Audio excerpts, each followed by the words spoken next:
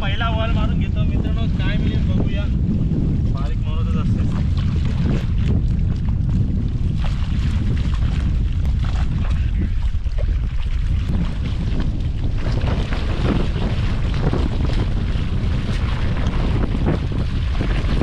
मासे भरपूर आलेत आणि खोल्यामध्ये बघा कसा मारा करतात.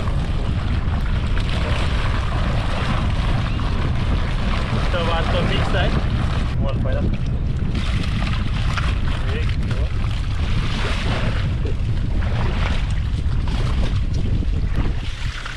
बाबा बाबा रात झाली.